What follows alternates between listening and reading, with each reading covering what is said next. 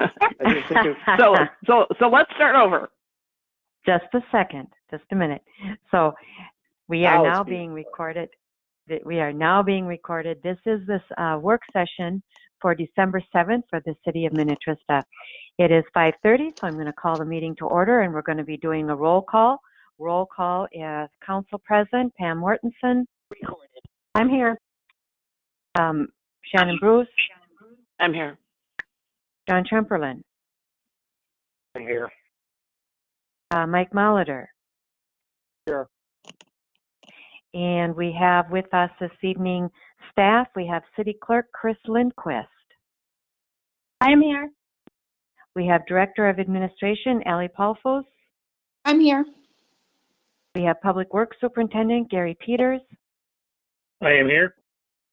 We have Finance Director Brian Grimm. Brian, are you here? Your mic. Be here. All right. And then Community Development Director David Abel. I am here. And last but not least, we have Mike Baroni, City Administrator. Oh, I'm sorry. You're not last, Mike. We have City Administrator Mike Baroni. Here. And we have Chief of Police Paul Falls. Here. And we have, lastly, Lisa Whalen. I'm the mayor. So with that, completes our roll call. We have a couple of items on our work session agenda. Mike, do you want to, are we removing the interview for the Parks Commission alternate? Yes, we are, Mayor, and I wanted to give the council a quick overview of why I've asked you to pull this and not discuss it. So last year, we were going to do the same process as we're doing this year. So 2019's process is the same as 2020. But as I thought about it, talked with city staff today, and I think it's a good idea because we've had one applicant who applied quite early, and then we had one applicant that applied just on Friday. So if those two people, I see a couple listed as caller with a number after it, if those folks are, either of those folks are on the call, this explanation will be good for you. If not, we will certainly call those folks. And I also want to mention that David Abel had a chance to give a call to the two people that have already applied. So here's, in a nutshell, here's what I'd like to see this process move forward by doing. Every year when we have commission members whose terms end, we send them a letter and a form, and the letter says if you wish to be reappointed to the position, fill out the form and check the appropriate box which says yes, I'd like to be reappointed. They answer a couple quick questions, and then that information gets put into your city council packet. We also have a box, and it doesn't get checked very often, but we do get a box where somebody will say, hey, I'm on planning and I'd like to maybe be on parks, or vice versa. That is something that, like I said, rarely gets happen, but it has happened.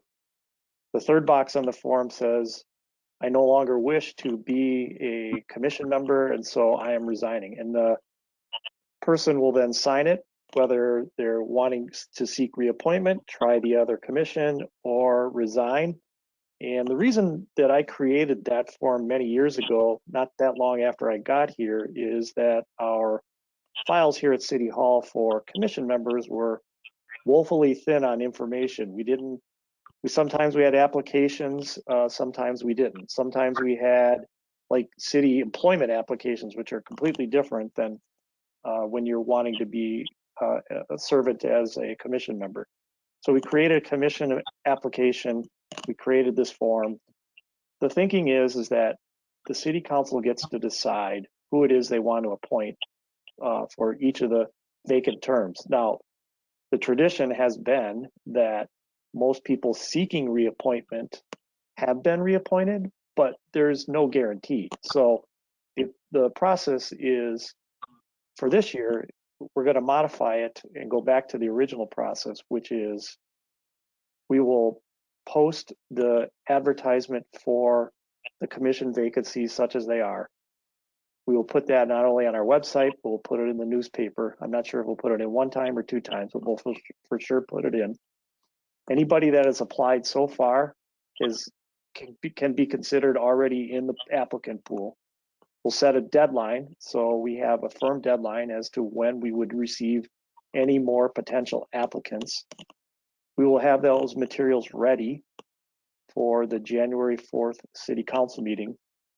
And at that time, our new council, which will be different than the current council, will have an opportunity to appoint and interview and then appoint those positions that are available. So the city staff, we goofed up. We didn't really have a deadline. We were just following what we were doing last year, but we want to have a deadline. We want to give everybody a chance to apply, and then we won't strap the council with kind of a hodgepodge approach to this. The new council will obviously get a chance to weigh in. The new council members will obviously get a chance to weigh in. And I think it's appropriate to do those appointments in January, since those council members will be dealing with these appointees going forward versus as an example, the two council members that are leaving their positions tonight.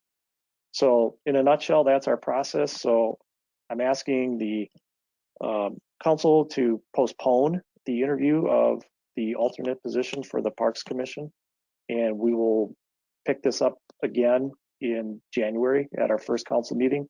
Still gives the council time to appoint people for January council meeting, since our meeting is on the 4th. That's the first true business day of the year, I believe. So other than the holiday. So if that's okay with council members. Mike, just a couple of comments here real quick. What I would suggest is that we really actually have a written procedure and or maybe even policy, and that we also include in that procedure and or policy that we make this appointment at our first meeting in January. And then that way it's real clear as to what the process is and what the timeline is. And also, I agree, these appointments should be made in January, regardless of the year, because sometimes there are new council members coming on board. Sometimes there's not, but sometimes there are. So with that said, right. I'm in favor of that. I don't have a problem with that. As long as the two individuals that already applied are aware that we're not discarding their applications, in that Correct. Their applications will be considered along with any others, should any others be submitted. So, council. Yeah, no, I assume the council is okay with that. We can move forward. Okay, council. This is Shannon. Question. Go ahead. So in January, then we would be interviewing and or appointing 2 to the planning and 2 to parks. Is that correct? David, you want to weigh in? And... Yeah. Okay, David. Yes, technically that's correct, but one on the parks would technically be an alternate. It's not a full seat. It's an alternate position that's open on parks. And David, could you also verify that aren't there 2 alternate seats both on planning and on parks? That is correct. There's one still empty. We've had a struggle historically of filling that seat. Okay, so technically we could fill 2 alternate seats on the Park Commission, as well as 1 regular seat on the Park Commission and 1 regular seat on the Planning Commission. Is that correct? No. Okay. I believe, David, aren't there 2 people that are currently serving on the Planning Commission whose terms are up and are seeking reappointment? Correct, and there's still 1 vacant alternate on the Planning Commission. That's what the mayor was referring to. Mm-hmm. And then we have 1 seat on parks and 1 alternate position on parks. Okay. All right. Okay. So we have a number of vacancies we could fill. All right. Shannon, this is Shannon. I'd like to say something. Okay. I think it's important to include in our policy that we advertise not only for vacancies, but for expiring terms, because when terms expire, that means they expire. And other residents in the community are interested in applying for those expired terms. And I know for a fact there are some people in the community that are interested in applying for planning commission. And these aren't lifetime appointments like the Supreme Court. They are expiring terms that expire every 4 years on the Planning Commission, 3 years on the Parks Commission. And I think it's important, very important, to include in our policy that expiring terms are advertised for, as well as vacant seats. That's been our policy and our practice, and that's why I said we need to put it in writing as to what our procedures are. That's Mr. Baroni just said that he was planning to advertise for vacancies, not expiring terms. I just wanted to clarify that. Well, a vacancy is an expiring term. No, they're very different. It's the same thing. No, they're not. They're not. Their term is expiring, so it's a vacancy. It's the same thing. Okay, as long as that's clear, because in the past, what has happened is when someone has vacated a seat and said that they don't wish to continue it anymore, that's when we put out a notice to fill it. But when terms just expire, yes, it is true. If you look in the record, yes, it is. So as long as we're clear that expiring terms and vacant seats will be advertised for, I just want to clarify that. Okay, anybody else? This is Pam. What is the date of new applicants? When do they need to get their applications in? Well, we haven't set that yet, council member, but my guess is after talking with David a little earlier today, we'll probably make it on December 21, which is a Monday. We'll have it we'll send it to the paper. Their deadline is Tuesday, 10 a.m. We'll have it in this Tuesday's deadline for the 12th, which is Saturday when the paper comes out, Friday, but they publish the 12th. They always publish a Saturday date. And then we may rerun it again on the 19th, and the deadline would be probably 4 p.m. on Monday the 21st. That gives city staff time, a chance to put all the materials together and get it ready for the council packet. Seems like a little bit of a head start on time-wise, but we do have the holidays in there. We want to make sure we don't miss it. So we'll get that all assembled, and that'll go out in the packet that goes out last week of December for that first meeting in January. Okay. So I'm saying the 21st, I guess we'll stick to that, and I'll work with David and Nick. Those are the guys that deal with those commissions, and we'll get that all set. All right. Mike and John, you're okay with that? Yes. Yeah, that works for me. And Mayor and Council, we'll put this together. We may not have a policy for you on the 4th, but we will. This is what we will do for this particular thing. And as Councilmember Bruce stated, and maybe I misspoke, but when somebody's term is up, that's a vacancy. So I mean, they can certainly reapply and they could be reappointed, but it's up to the council to decide that. So. Okay, thank you. Yep. All right. So next we move on to council pay. Mr. Allie, I think that's Yes, that would be me. Thank you, Mayor. All right. At the November 9th council meeting, the city council directed staff to look into and provide research for the council to review the mayor and council salaries. The last time the mayor and council salaries were approved was in 2005. The current salary for the mayor is $400 per month, or $4,800 per year, and $300 per month for the council members, or $3,600 per year. As required by state statute, establishment of new salaries would not take effect until after the next election, which would mean any salary increase voted on tonight for Minnetrista would not be in effect until January of 2023. As you can see in your packet, City conducted some research to compare Minnetrista's elected official salaries to surrounding cities. You'll see in attachment B1 data that shows cities over 7,500 in population and cities under 7,500 in population. Both mayor and city council positions are lower than averages in both those comparisons. Attachment B2 shows a cost of living increase of 2% every year from 2006 to 2023. These amounts show that both mayor and council members' pay would be with these modest increases. Knowing it has been more than 15 years since the last salary adjustment and based on the research, staff is recommending the annual salary for the mayor increase to $6,000 and the annual salary for our council members increase to $4,800 per year. This increase is equal to $100 per month per elected official. I should also mention in the proposed amended ordinance under number 3, it states that the mayor and city council members are to receive a meeting stipend of $50. This language was actually removed by a previous council action a few years ago. It was mistakenly kept in, but should also be removed from the proposed amended ordinance at the regular city council meeting. This work session item is just for discussion, and then you will actually be making action at the regular council meeting tonight. So with that, Mike, if I forgot anything, otherwise I'm happy to answer any questions.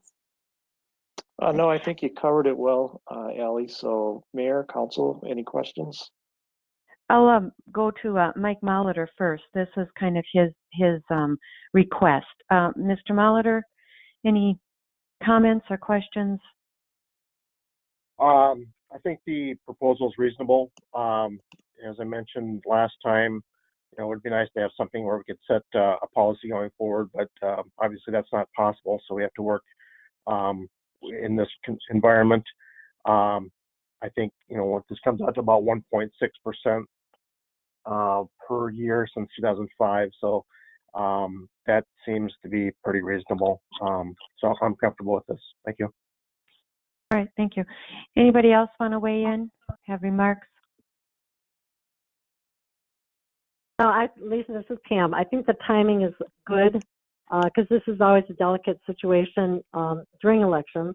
And I don't think anybody ever takes this position for the money, strictly. No. But I do think things have been, kind of neglected, being it hasn't been done since 2005. So I am in favor of this. All right. Mr. Trumperlin or Miss Bruce? This is Shannon. I'm struggling with this, and I understand it's been a long time without an increase, but I also know that right now a lot of people, even in my neighborhood, are struggling, and that people are closing their businesses, and people have had their hours reduced or even unemployed altogether because of the pandemic. And serving on the council is, in my opinion, it's a public service, and I don't think any of us do it for the money. I know we don't, and I honestly don't think another $100 a month is even meaningful anyway in compensating for the amount of work that's required. But again, we serve, or at least I do, to give back to the community, and I struggle. I can't justify increasing council compensation right now while there is so much uncertainty and financial hardship in our community. And I know there is never a good time to do this. I understand that. But I think we can hopefully all agree that right now is probably one of the worst times to do this. And a year ago, my vote might have been different, but today is just not the day to do this, in my opinion. Keep in mind, this wouldn't even go into effect until January of 24. I realize that. 23. I know Just that. Let me finish. And with that said, even if this is passed now, it can be reviewed prior to that time and changed. So it's not like this is written in stone and that it's going to have to take effect. If later on this year it looks like it's not a good thing to do, or even at the beginning of 22, we can look at this and say, maybe we should ratchet this back again. I think that there's nothing saying that we have to keep this. If we want to make a change in 22, we can look back at 21. We can say, well, it's been a bad year. Let's maybe reconsider this. So you can always do it at that time again. Mr. Chamberlain? No, it wasn't done. So I'd like to finish before I was interrupted. I'd like to point out also, I'd also like to point out that Wayzata, Orono, and Spring Park all pay their council members less than Minnetrista does. So I just think right now is, while people are suffering financial burdens, justifying this to our community is something I'm not willing to do. Okay, thank you. Mr. Chamberlain? I'm comfortable with the change in that it's not effective for a couple of years. I don't know if we'd ever come back and change it. If there was a way to put a bookmark in place to review it later so that it doesn't slip from our minds, I can understand Ms. Bruce's concerns. It's a small amount, but it certainly is an amount. If you look at all the different cities that have been looked at, you can see that this is not a high priority on hardly any city. A lot of them are back in the early 2000s, some are in the 1990s, last time it was changed, as ours was way back in the early. So I don't see this as being out of line, and even though the timing might not be appropriate in some people's minds, I would be comfortable with it. Okay. Again, it could be passed with the caveat that it's revisited in 22, maybe towards the beginning or middle of the year of 22. That will give us a much better idea in terms of what the economy is doing, what people's jobs are doing, that kind of thing. Again, as pointed out, this is about a 1.6% increase over multiple years. So, unfortunately, it's not like this is a 100% increase, whatever. It's about a 1.6 averaging out over the past 15 years. The other thing I'd like to point out, I don't think in 2005, I think that some changes were made to the ordinance, but I don't think the council received an increase in the stipend or in the salary.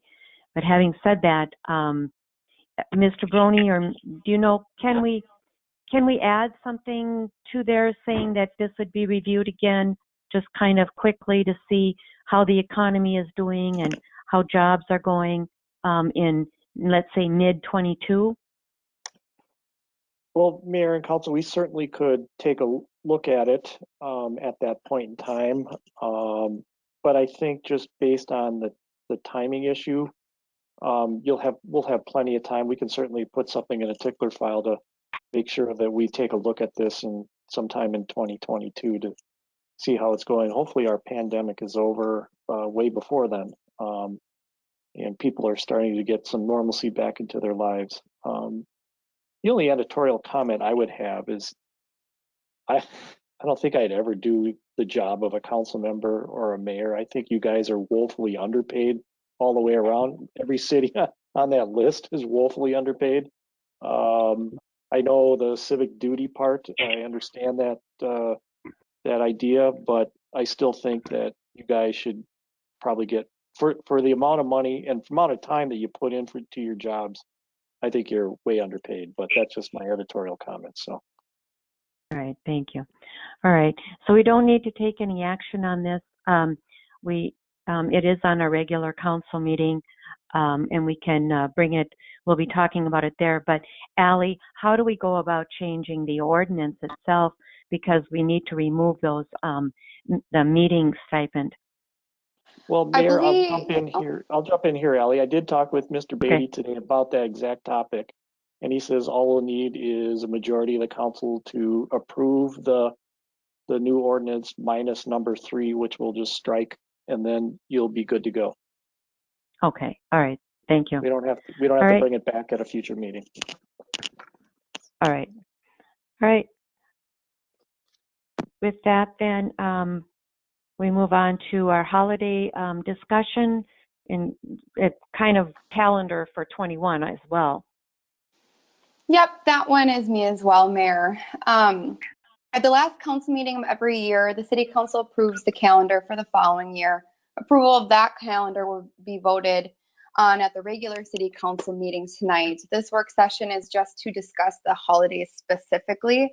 There are two major items for this discussion, and the first one is for the 2021 holidays. Non-union public works and police employees, per their individual union contract and employee handbook, are allowed or are provided with 11 scheduled holidays in 1 year. You will see these holidays displayed in the staff report. 2021 presents an interesting situation as Christmas Day is on a Saturday and Christmas Eve is on a Friday.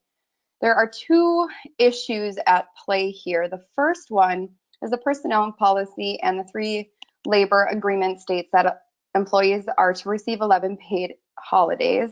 The second one is that the holiday observance policy states that whenever any holiday listed above in your staff memo falls on a Saturday, that holiday is observed on the Friday before.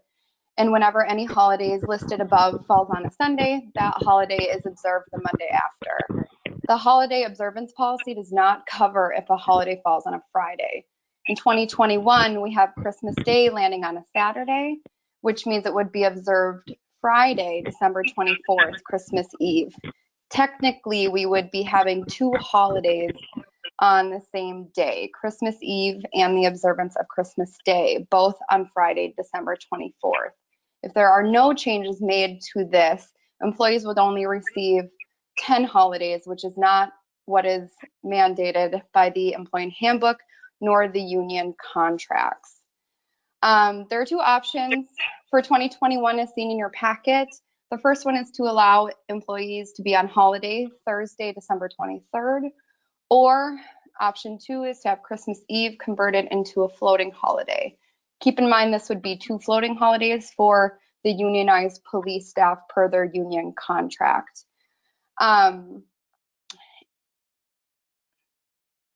Sorry, I lost my spot here.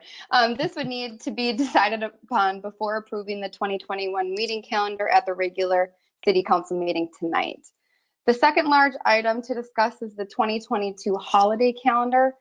New Year's Eve of 2022 falls on a Saturday. A normal procedure would be to observe that holiday the previous Friday, which is December 21st or 31st, 2021. Yes, lots of numbers here.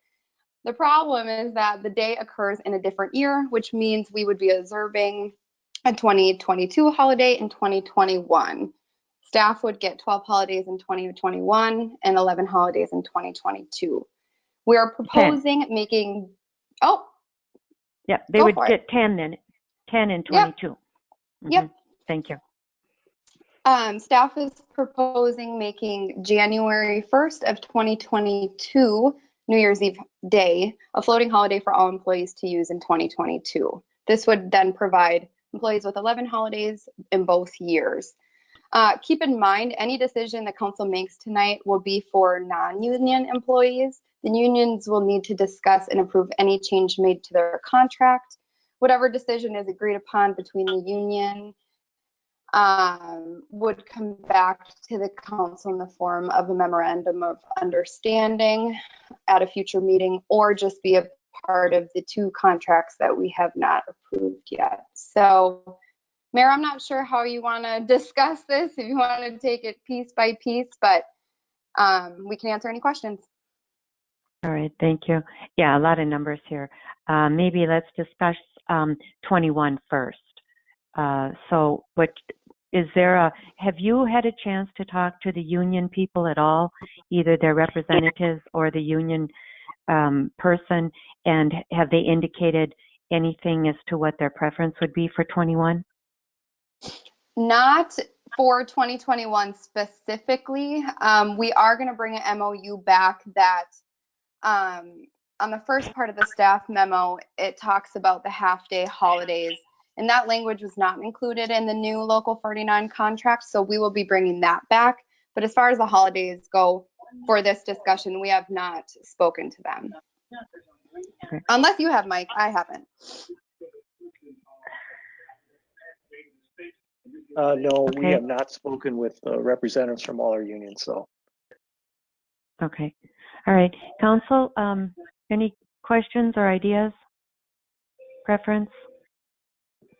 This is Shannon. I guess dealing with Christmas Eve being on a Friday, and I think most people expect businesses to be open the day before Christmas Eve.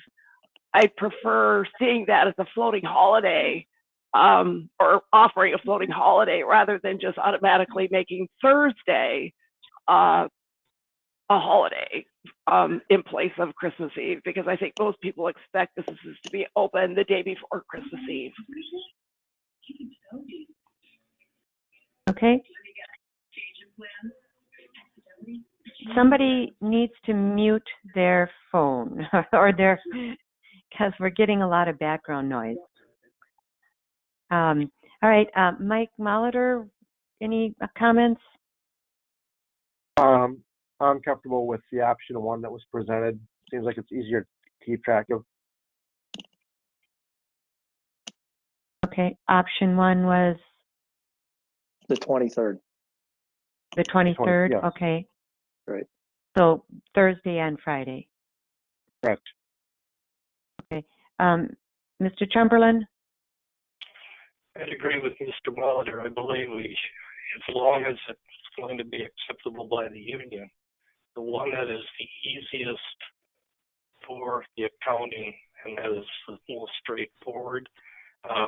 In the holiday period time, I'm not sold that need to be open the day before Christmas Eve has any significant impact, just because it's the holiday season. So most of that week is, I wouldn't say shot, but most of that week is spent on other things as well. So I agree with Mr. Molitor.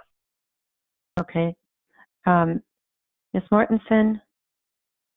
I tend to agree with that also, with the accounting being easier versus doing floating holiday.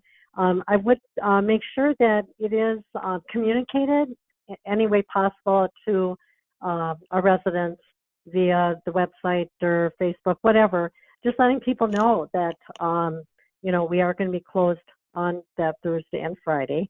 I think a lot of companies are probably facing this situation, so it wouldn't surprise me if to find out that they were closed, for those 2 days versus Friday and Saturday, because we're not open on Saturdays. So I'm comfortable with option one. And Councilmember Mortensen brought up a pretty good idea there about what other communities may be doing or other companies may do. And I did have Allie, when she was doing some of this research, ask what other cities are doing. And it was literally all over the board. Some were doing what we are proposing. To the two choices we're proposing, one is to have a holiday on the 23rd, the other is to have a floating holiday. Some people were taking Monday the 26th off, or 7th, or whatever that date would be in 2021. I mean, it was a huge mix. So I don't think there's a right answer. I fully respect all the choices that council members are weighing in on. I think, like I said, there's really not a wrong answer here, but like I said, we have to be able to provide 11 holidays, especially as stipulated in union contracts. And I just want to reiterate what Allie mentioned. We're gonna, whatever the council ends up voting on tonight, whether it's option one or two, whatever that ends up being, especially if it's option one, we will propose that to those union employees, but there's no guarantee that they'll want to do that. They may want to go with the floating holiday if we go with option one, and they have that ability. It still requires a memorandum of understanding to be passed by a council, in which I said we'd be able to bring back in January. But so one way or the other, they're going to get their day off. It's just when. And like I said, it doesn't really matter to us. It may matter to them for some reason, but we'll certainly talk about it with them, and hopefully they'll go with the 23rd if that's the option we go with. But we'll see. To be determined. The only observation I would make is on our calendar for 21.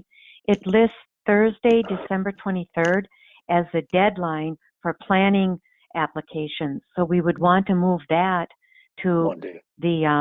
To Monday or to Wednesday or sometime before the 23rd.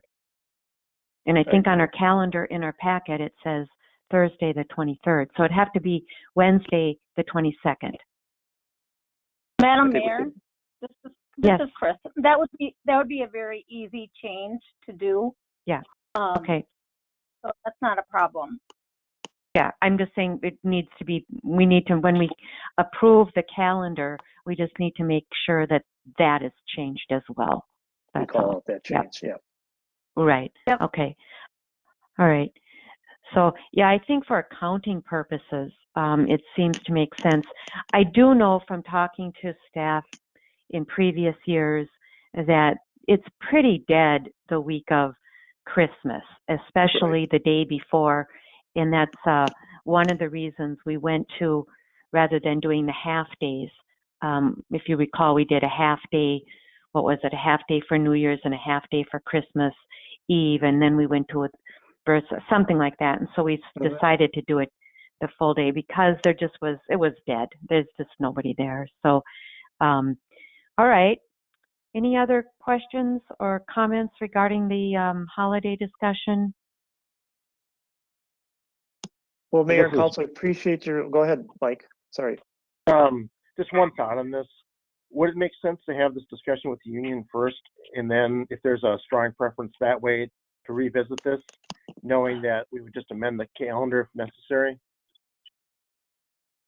I guess we could do that, but I do want to, we would have to make them aware of it. They're maybe not aware of it at this moment, but we certainly could.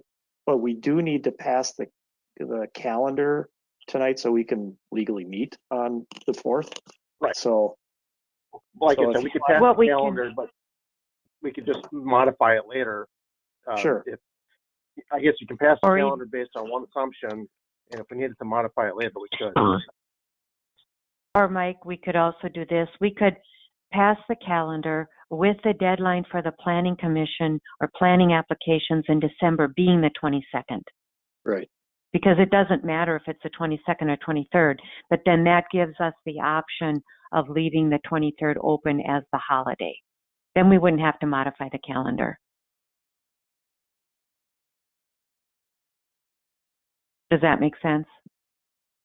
Well, Mayor, right now, so we ginned up one calendar instead of Chris doing two calendars. We just did one, and our recommendation, if we had one, would be to be closed on the 23rd, and that's why you see it in yellow on the calendar. It also does have the black box around it for the land use application deadlines, which you mentioned that we should move. So we could move it, the one item on the land use to the 22nd, and then leave it as is. And then if, based on conversations with the labor unions, we could always go back and change the holiday schedule. Holiday.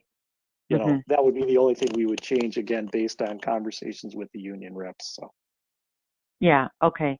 Because we have to pass the calendar tonight, this evening at a regular council meeting regardless. Yeah, and you still may end up with a mix. You may still, let's say the council, whenever we do it, January, February, whatever, still wants to go with the 23rd. We may do that. And again, you may have union employees that say, no, we'd rather have a floater. So you still may have a mix, but we still, just so you know. Okay, and the calendar can be adjusted. Yes, anytime. Right. Okay. The most important dates are dates, so. Okay. All right. Anybody else? Nope. All right. Okay, thank you. Then with that, that concludes our work session discussion. And if there's a motion to adjourn, we can adjourn until 7 o'clock. John T. So moved. All right. Is there a second? This is Pam. I'll second it. Second that. Okay. I think Pam beat you to it, Mike. So John made that motion and Pam seconded that. All those in favor will signify with aye. Pam, how do you vote? Aye. John? Aye. Mike? Aye. And Shannon? Aye. And I vote aye. Lisa, so we are adjourned and we will reconvene at 7. Thank you very much. Thank you.